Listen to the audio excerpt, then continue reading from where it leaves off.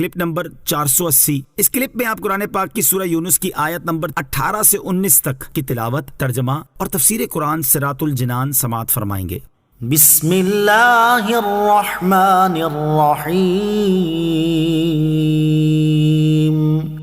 ترجمہ، اللہ کے نام سے شروع جو نہایت مہربان رحمت والا ہے۔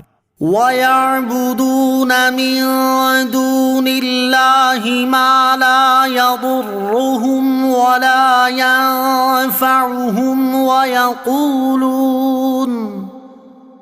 وَيَقُولُونَ هَٰؤُلَاءِ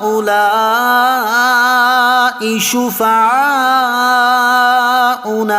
عِندَ اللَّهِ قُلْ أَتُنَبِّئُونَ اللَّهَ بِمَا لَا يَعْلَمُ فِي السَّمَاوَاتِ وَلَا فِي الْأَرْضِ سُبْحَانَهُ وَتَعَالَى عَمَّا يُشْرِكُونَ۔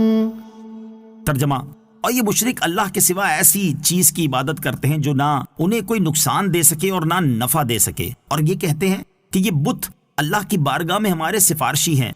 تم فرماؤ، کیا تم اللہ کو وہ بات بتاتے ہو جو اس کے علم میں نہ آسمانوں میں ہے اور نہ زمین میں؟ وہ ان کے شرک سے پاک اور بلند و بالا ہے۔ وَيَعْبُدُونَ، اور وہ عبادت کرتے ہیں۔ مشرکین بتوں کی عبادت بھی کرتے تھے اور انہیں اللہ عز و جل کی بارگاہ میں اپنا شفیع بھی مانتے تھے۔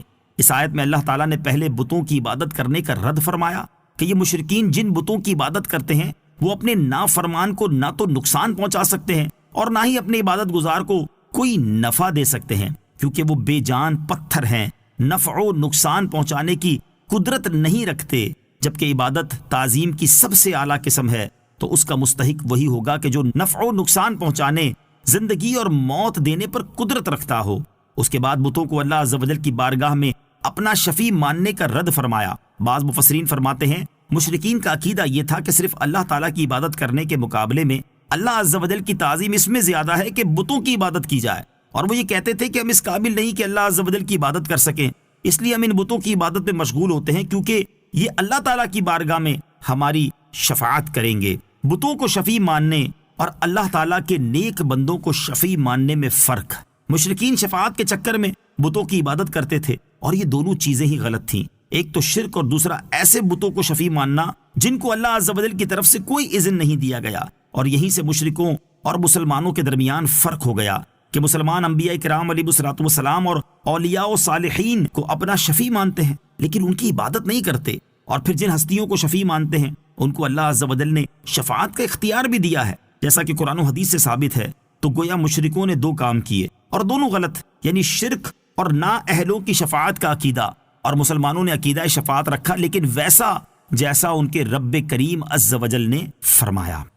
وَمَا كَانَ النَّاسُ إِلَّا أُمَّةً وَاحِدَةً فَاخْتَلَفُوا وَلَوْلَا كَلِمَةٌ سَبَقَتْ مِنْ رَبِّكَ لَقُضِيَ بَيْنَهُمْ فِيمَا فِيهِ يَخْتَلِفُونَ۔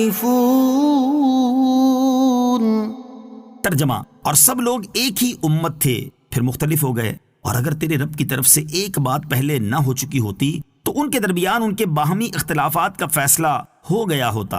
وَمَا كَانَ النَّاسُ إِلَّا أُمَّةً وَاحِدَةً، اور سب لوگ ایک ہی امت تھے، یعنی سب لوگ ایک دین اسلام پر تھے، جیسا کہ حضرت آدم علیہ السلام کے زمانے میں قابیل کے حابیل کو قتل کرنے کے وقت تک حضرت آدم علیہ السلام اور ان کی ذریت ایک ہی دین پر تھے۔ اس کے بعد ان میں اختلاف ہوا۔ مذہبی اختلاف کی ابتدا کب ہوئی؟ اس مذہبی اختلاف کی ابتدا سے متعلق مفسرین نے کئی قول ذکر کیے ہیں۔ ایک قول یہ ہے کہ حضرت نوح علیہ السلام کے زمانے تک لوگ ایک دین پر رہے، پھر ان میں اختلاف واقع ہوا تو حضرت نوح علیہ السلام ان کی طرف مبعوث فرمائے گئے۔ دوسرا قول یہ ہے کہ حضرت نوح علیہ السلام کے کشتی سے اترنے کے وقت سب لوگ ایک دین اسلام پر تھے۔